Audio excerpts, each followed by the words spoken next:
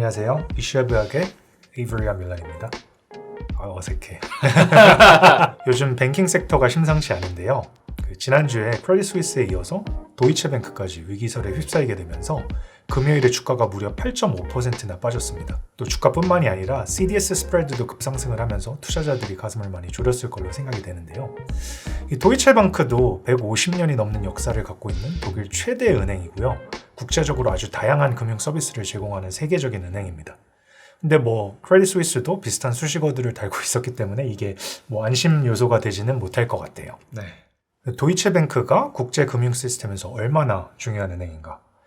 미국 금융안정위원회가 주기적으로 시스템적으로 중요한 글로벌 금융기관들의 명단을 공개를 하는데 여기를 보시면은 도이체뱅크가 UBS나 크레딧 스위스보다도 한 단계 높은 더 중요한 은행으로 되어 있습니다. 바클리즈, BNP 파리바 그리고 골드만삭스랑 같은 중요도를 갖고요. 도이체뱅크보다 더 중요하다고 생각되는 은행은 4군데 정도밖에 없는 것으로 보이네요. 이렇게 중요한 은행에 큰 문제가 생기게 된다면 이거는 독일이나 유럽뿐만이 아니라 전 세계 금융시장에 큰 충격이 갈 게 분명해 보이는데요. 그럼 이건 사실 대마불사라고 봐야 되지 않을까요? 근데 크레딧 스위스도 같은 맥락이 있지 않았나 원래는. 근데 이제 크레딧 스위스의 경우에는 그래도 스위스에 UBS와 크레딧 스위스 이렇게 두 개가 있었잖아요. 근데 도이체뱅크가 저렇게 가게 된다면 도이체뱅크를 독일에서 인수를 할 만한 기업이 있나? 커머스뱅크? 근데 걔네는 사실 이렇게 도이체뱅크만큼 글로벌 뱅크는 아니라서 딱히 도이체뱅크를 성공적으로 흡수할 수 있는 은행 후보가 많을 것 같지는 않은 것으로 생각이 돼요. 네, 그런데도 이제 트위터나 레딧 같은 데 보면은 이제 다음으로 무너질 도미노가 도이치뱅크다라는 식으로 약간 기정사실화돼서 이야기를 하고 있어가지고 근데 또 자세히 보면은 좀 이성적인 근거를 제시하는 글은 없었던 것 같아요. 그래서 어떻게 보면은 지금 뱅킹 섹터의 주식들이 약간 옛날 게임스탑 때처럼 밈스탁이 돼버린 게 아닌가 하는 생각이 들기도 합니다. 밈스탁인데 이제 반대로 밈이 된 거네요. 네. 그렇죠. 하방으로. 네, 그래서 도이체뱅크 주가가 얼마나 빠졌나 한번 1년 동안 가격 차트를 봐보도록 할게요. 3월 24일 기준으로 1년 주가 차트를 보면은 약 30% 정도 하락을 했네요. UBS나 유럽 뱅크 인덱스와 비교하면 하락폭이 좀 큰 편이기는 한데 사실 10분의 1 토막난 크레딧 스위스와 비교하면은 굉장히 귀여 보이는 수준이기는 합니다. 그리고 또 이게 보면은 3월 초까지만 해도 사실 본전 부근을 횡보를 하고 있었거든요. 그러다가 이제 실리콘밸리 뱅크 파산으로 금융 섹터에 이제 위기감이 불거진 3월 중순 이후에 대부분이 하락이 나온 것으로 보여요. 이렇게 짧은 기간 동안 누가 왜 이렇게 많이 판 걸까요? 일단은 도이체뱅크에 대한 여론이 급격하게 안 좋아지고 시장의 공포가 점점 퍼지면서 아무래도 일단은 다운사이드 리스크를 제한하기 위해서 매도를 했던 주주들이 분명히 많이 있을 것 같아요. 그런데 그뿐만이 아니라 지난주에 공매도 물량도 급격하게 늘었더라고요. 현재 시장에 유통되고 있고 거래 가능한 주식과 비교해서 공매도 물량의 비율을 short interest라고 하는데 이 3월 15일까지만 해도 이 short interest가 0.7% 정도였었거든요. 근데 지난주 목요일에 2.6%로 거의 300% 상승을 했더라고요. 그리고 이 공매도 물량 상승분의 대부분은 헤지펀드에서 출하된 물량으로 알려져 있습니다. 여기에 대해서 시티그룹 애널리스트들은 비이성적인 시장 행보라고 평했더라고요. 무슨 소리냐 하면은 이제 최근 계속되어 온 금융권 이슈로 인해서 은행 고객들이나 투자자 심리가 약화되어 있잖아요. 그런 점을 악용한다는 의견인 거죠. 각종 SNS나 미디어 헤드라인에서 도이체뱅크를 그냥 조명하는 것만으로도 투자자 심리가 더 악화되게 되고 더 나아가서는 주가 하락으로 이어질 수 있다는 거죠.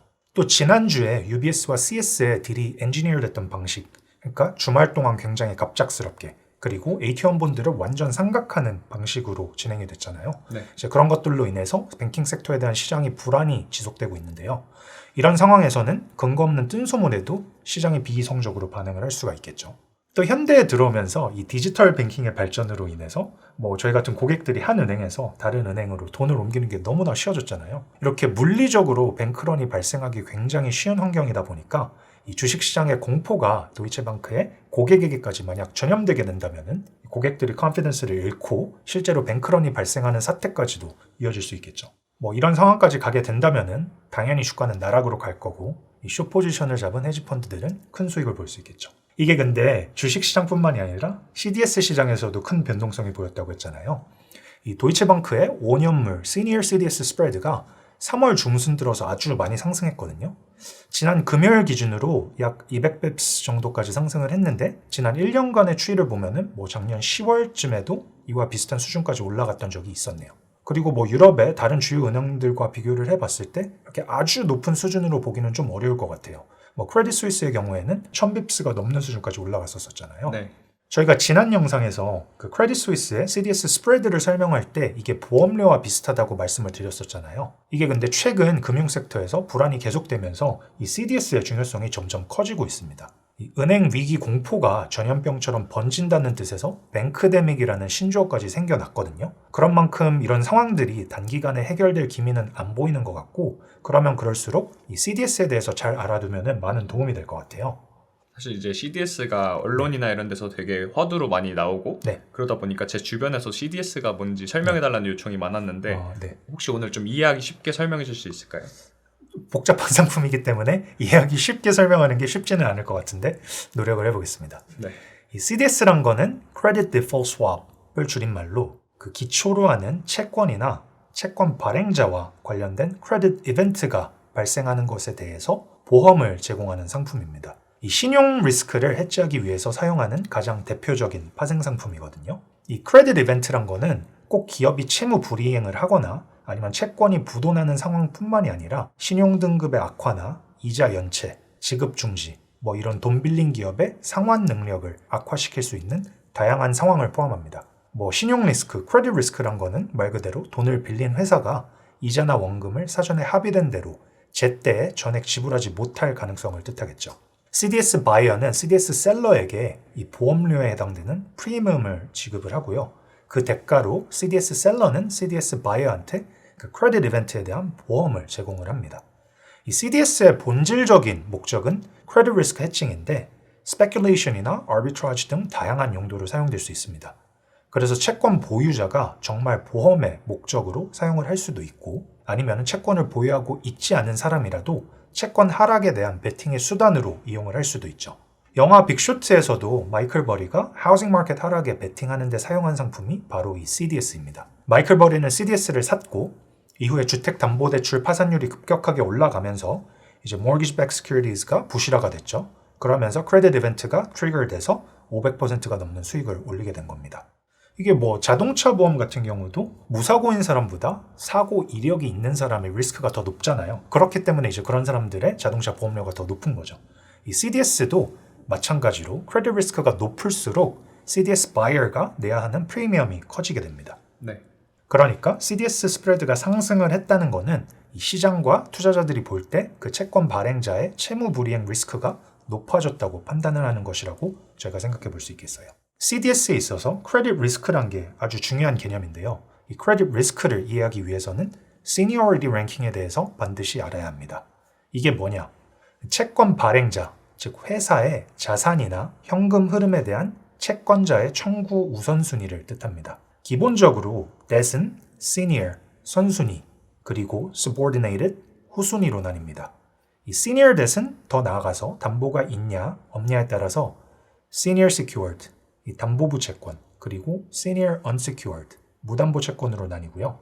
secured가 unsecured보다 더 높은 청구 순위를 갖습니다. 이 예금을 수취하는 금융기관의 경우에는 예금액이 senior secured와 senior unsecured 사이의 청구 순위를 갖게 되고요. 즉 전체적으로 봤을 때 위에서부터 senior secured, deposits, senior unsecured, subordinated 순으로 높은 청구 순위를 갖고요. 주주들은 그 아래 가장 낮은 순위를 갖게 됩니다.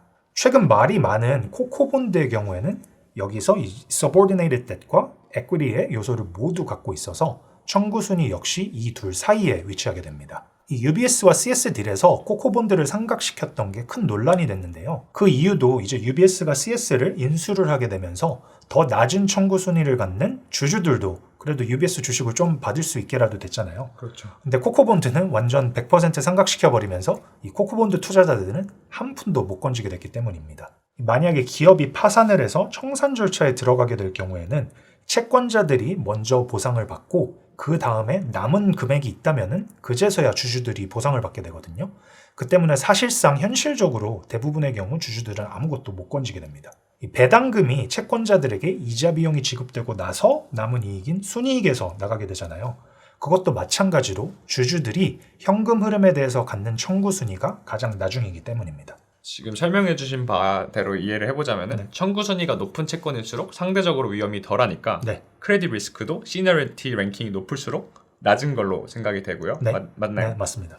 그리고 같은 회사가 발행한 채권이라도 채권 랭킹에 따라서 또 리스크가 다르다 보니까 네. 발행자는 같아도 채권이 다르면은 CDS 스프레드도 다를 수 있다 이렇게 생각하면 될까요? 네, 잘 이해하셨습니다. 이 시니어 뎃은 subordinated 뎃보다 더 높은 우선순위를 갖기 때문에 크레딧 리스크가 당연히 더 낮겠죠. 따라서 CDS도 Senior CDS 스프레드가 Subordinated보다 더 낮습니다. 이 도이체방크의 경우에도 지난주에 Senior CDS 스프레드는 200bps 정도까지 올라갔어요. 이게 아까 저희가 봤던 거죠. 네. 근데 Subordinated CDS 스프레드 같은 경우는 550bps 이상까지 올라갔었습니다. 그리고 이 CDS 스프레드에 대해서 얘기를 할 때 한 가지 좀 짚고 넘어갔으면 하는 점이 있는데 이 CDS에 있어서 스프레드는 채권 수익률의 스프레드와는 좀 다른 개념이라는 점입니다. 이 CDS의 스프레드는 protection buyer가 셀러한테 이제 자신의 exposure에 대해서 지불하는 보험료율의 개념입니다. 그러니까 만약에 예를 들어서 CDS 스프레드가 2%고 내가 100만 달러의 채권에 대한 보험을 들고 싶다. 그럴 경우에 내가 지불해야 되는 프리미엄, 보험료는 2만 달러가 된다는 뜻이죠. 근데 어쨌든 지금 도이체방크의 CDS 스프레드가 올라간 상황이니까 네. 그런 보험료가 올라간 상황인데 네. 지금 이 그러면 CDS 스프레드 상승을 어떻게 해석해야 될까요? 이 CDS라는 상품도 다른 금융 상품이랑 마찬가지로 결국은 수요와 공급에 의해서 결정이 되게 되거든요. 즉 CDS 스프레드가 상승을 했다는 거는 보험을 사려는 사람이 많아졌다는 의미이지 그냥 그 자체로 이 기업이 반드시 위기를 겪을 거라고 뜻하는 것은 아닙니다. 물론 회사의 펀더멘털에 문제가 있을 경우에 당연히 보험을 사려는 사람들이 많아지고 CDS 스프레드 역시 상승하게 되겠죠. 근데 적어도 DB와 관련해서는 근래에 새롭게 알려진 뭔가 펀더멘털의 문제는 없는 것으로 보이거든요. 그래서 회사 자체의 문제라기보다는 뭔가 투자자들의 불안 심리가 크게 작용한 거라고 저희가 생각해 볼 수도 있을 것 같아요. 특히 이 UBS와 CS들이 주식과 채권 투자자들이 대응을 할 수 없었던 주말 동안에 굉장히 급박하게 이뤄졌잖아요. 도이체방크도 자꾸 이런 루머가 나오고 그러니까 이 투자자들도 불안한 거예요. 도이체뱅크에 내가 진짜 모르는 뭔가 위험이 있고 주말 동안에 비슷한 일이 터지지 않을까. 그러다 보니까 이 주말을 앞둔 목요일 밤부터 금요일에 이 채권 투자자들이 불안해가지고 자기 이제 다운사이드 프로텍션을 위해서 CDS를 대거 사게 되면서 이 CDS의 스프레드가 갑작스럽게 튀게 되었다. 이렇게 생각해 볼 수도 있겠죠. 그런데 놀라운 게 이 도이체방크의 CDS 스프레드 스파이크가 고작 500만 유로의 CDS 거래로 발생되었다고 해요. 고작 500만 달러 가지고 어떻게 이렇게 많이 움직일 수 있냐. 이게 대형 종목이라도 대부분의 경우에 개별 종목 CDS는 유동성이 낮거든요. 그렇기 때문에 작은 규모의 거래로도 큰 변동성을 보일 수가 있거든요. 그럼 지금 어떤 헤지펀드들은 약간 도이치뱅크가 망할 거라고 말하고 동시에 주식을 숏하고 CDS는 사면서 약간 양쪽으로 지금 수익을 내려고 하는 헤지펀드도 있다고 할 수 있을까요? 그것도 이제 가능성이 있겠죠. 저희가 찾아보다 보니까 재미있게도 이 CDS를 구매한 주체도 대부분 헤지펀드인 것으로 알려졌습니다. 그러니까 시간순으로 관련 이벤트들을 보자면은 목요일 밤에 500만 유로의 CDS 벳이 있었고 그것 때문에 이 CDS 스프레드가 스파이크를 했고요. 안 그래도 DB 관련 루머로 이 투자자들이 불안해하고 있었는데 이 CDS 스프레드가 스파이크를 하게 되면서 금요일에 대규모 셀오프가 나왔죠. 그러면서 16억 유로의 시가총액이 날아가게 됐습니다. 그리고 아까 헤지펀드들이 목요일까지 숏포지션을 크게 늘렸다고 했잖아요.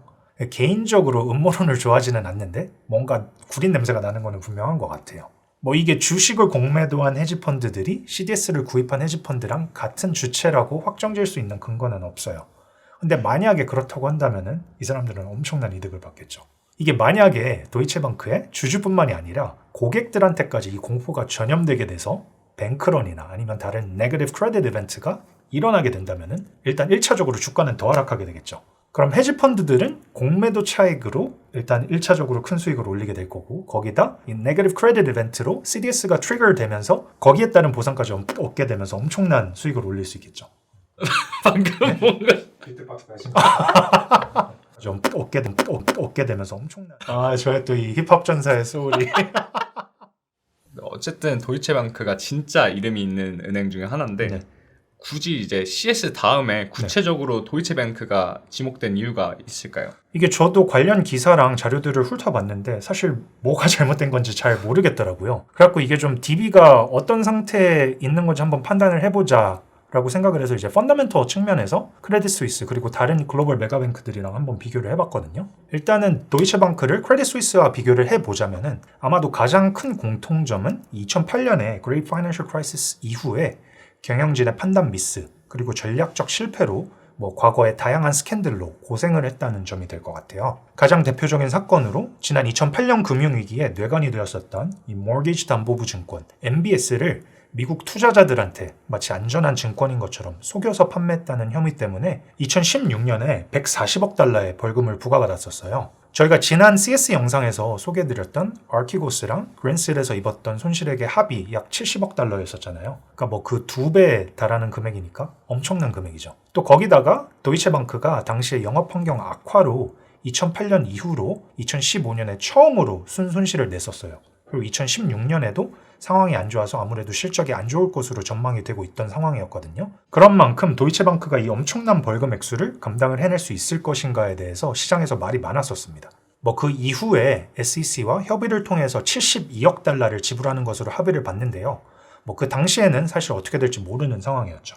이외에도 당시에 도이체방크가 진행 중이던 법률 분쟁건이 7,000건 이상이었다고 합니다. 엄청나게 많죠. 그러니까 다른 케이스에서도 이 정도까지는 아니더라도 큰 규모의 벌금을 받게 된다면은 존속이 위태로운 상황까지도 갈 수도 있었겠죠. 7,000건이면 무슨 그냥 범죄자 집단 아니에요?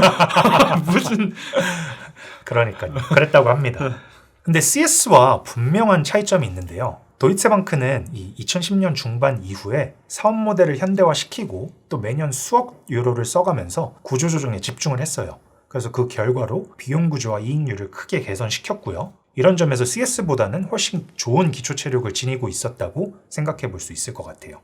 또 이 구조조정을 통해서 최근 5년간 주요 사업 부문 중에 어디 하나 모난 데 없이 아주 안정적인 매출 성장세를 보였습니다. 그리고 매출 상승, 그리고 비용 구조 개선을 바탕으로 10분기 연속 순이익을 거뒀고요. 2022년에는 연간이익 기준으로 2007년 이후에 최대치를 달성하기도 했습니다. CS의 경우에는 저희가 지난 영상에서도 알아봤듯이 오랜 기간 동안 빌드업된 고객의 신뢰 저하가 2022년도에 들어서 예금액이랑 총 자산의 큰 감소로 나타났었잖아요. 그리고 이 총 자산과 예금액이 감소하게 되면서 매출 그리고 이익도 크게 하락을 했었죠. 네. 하지만 도이체뱅크의 경우에는 예금액은 꾸준한 증가 추세에 있고요. 총 자산도 지난 5년 동안 1.3조 유로선에서 잘 유지되고 있습니다. 순이익의 경우에도 2019년도에 영업권 상각비 그리고 이연법인세 밸류에이션과 관련된 변화가 있어서 그것 때문에 좀 큰 법인세가 부과가 됐었거든요. 그래서 이런 일회성 비용들 때문에 손실이 발생을 하기는 했었는데 하지만 그 이후로 성공적인 구조조정으로 체질 개선을 하면서 아주 훌륭한 성장세를 보여주고 있습니다. 이런 점들을 종합적으로 고려를 해볼 때 CS와는 확실히 반대되는 추세를 확인을 할 수 있는 것 같아요. 이 CS의 경우에는 손익계산서 그리고 재무 상태표만 봐도 얘가 진짜 허약 체질이고 비실비실한 게 바로 드러났었잖아요. 근데 도이체방크의 경우에는 상당히 좋아 보이고 특히 근 3년 동안에 빌드업된 모멘텀이 아주 훌륭하게 보입니다. 근데 이게 단순히 총 자산이나 예금액 수치만으로는 파악을 할 수 없는 부분들도 있을 수 있잖아요. 네. 그래서 저희가 자본 베이스나 유동성 측면에서 뭔가 부족한 면이 있는지 한번 살펴보도록 할게요. 이 은행의 자본 건전성을 볼 때 가장 많이 보는 비율로 CET1 레이시오라는 게 있거든요. 2022년 기준으로 도이체방크를 다른 글로벌 뱅크들과 비교를 해보면 전혀 부족하지 않은 모습입니다. 도이체방크를 제외하고 JP모건, Bank of America, CD Barclays, UBS의 평균이 13.1%거든요. 근데 도이체방크는 13.4%였습니다. 네, CET1 레이시오가 은행의 자본 건전성을 보여주는 지표라고 하셨는데 정확히 어떤 걸 보여주는 건가요? 이 CET1 레이시오에 대해서 설명하기 이전에 이 금융기관의 자본 베이스에 대해서 간단히 설명을 해야 이걸 잘 이해할 수 있을 것 같아요. 이게 UBS CS 딜에서 전액 상각되면서 논란이 됐었던 코코 본드와도 연관이 있거든요. 이게 지루하고 딱딱한 규제 관련 이야기가 들어갈 수밖에 없을 것 같긴 한데 최대한 빼고 담백하게 설명을 해보도록 할게요. 이 금융기관의 자본은 크게 Tier 1 그리고 Tier 2로 나눌 수 있거든요. Tier 3도 있기는 한데 얘는 Tier 1, 2와 비교해서 훨씬 low quality거든요. 자본 건전성을 가늠을 할 때는 얘는 그냥 없는 애 취급을 하고 생각을 합니다. 이 Tier 1 자본은 금융기관의 코어 자본이고 주요 펀딩 소스입니다. 이 거시적 환경이 안 좋아지고 은행 실적이 악화될 때 손실을 흡수할 수 있는 버퍼가 되는 알짜 자본을 보여준다는 점에서 아주 중요한 자본이라고 할 수 있겠습니다. 이 Tier 1 자본은 Common Equity Tier 1, 보통주 자본이랑 그 다음에 Additional Tier 1, 기타 기본 자본으로 구성이 되거든요. 여기서 이 Common Equity Tier 1을 줄여서 CET1이라고 합니다. 이 CET1은 우리가 일반적으로 생각하는 자본이랑 굉장히 비슷하거든요. 보통주나 자본잉여금, 이익잉여금, AOCI 이런 것들을 포함을 해요. 기본적으로 유상증자를 하거나 아니면 이익을 내서 이익잉여금을 쌓아야만 늘릴 수 있는 자본입니다. 그러면 Additional Tier 1, 기타 기본 자본은 뭐냐? 이 코코본드를 다른 이름으로 AT1 본드라고도 부르거든요.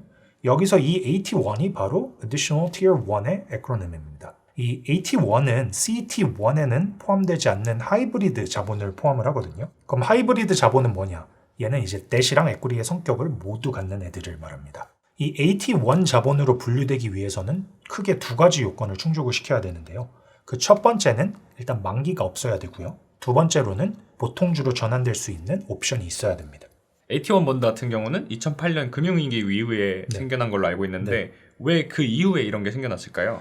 금융위기 때 은행들이 큰 위기를 겪으면서 이 손실액이 눈덩이처럼 불어났었잖아요. 이럴 때 이 손실을 흡수를 하고 은행의 자본 건전성을 지켜야 될 필요성이 대두가 됐었거든요. 그래서 이제 이런 것들을 위해서 도입된 대표적인 상품이 AT1 채권입니다.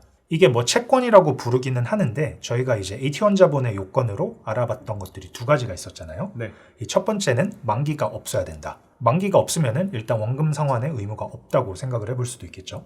그 다음에 두 번째로는 보통주 자본으로 전환이 될 수 있어야 된다.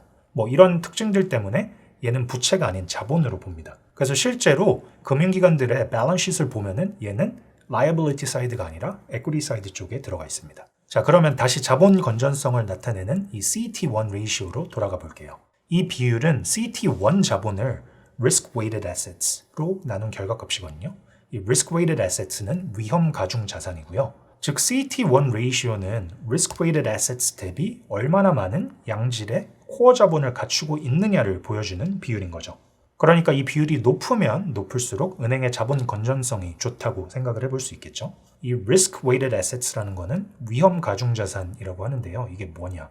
쉽게 말해서 금융기관이 빌려준 돈의 위험도가 각각 천차만별이기 때문에 이 빌려간 사람의 위험 정도에 따라서 가중치를 적용해서 구한 값입니다. 그러니까 뭐 예를 들어서 두 은행이 똑같이 $100에 대출을 해줬다고 하더라도 만약에 은행 A는 이 AAA 신용등급을 가진 고객에게만 대출을 해줬고 은행 B는 그보다 낮은 신용등급을 갖는 고객들에게 대출을 해줬다면은 은행 B의 이 risk-weighted assets가 더 크겠죠.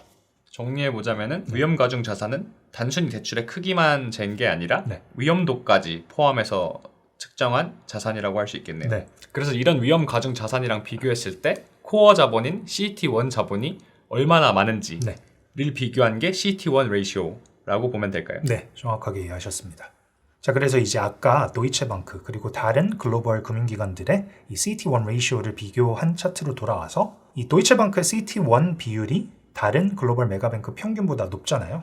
그렇기 때문에 자본 건전성이 절대 나쁘지 않다고 저희가 판단을 해볼 수 있겠죠.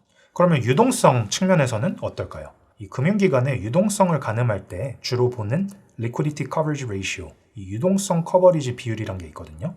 이거는 최근과 같이 이런 유동성 리스크가 대두된 스트레스 시나리오에서 금융기관이 일단은 향후 30일 동안의 순현금 유출액을 예측을 해보고요.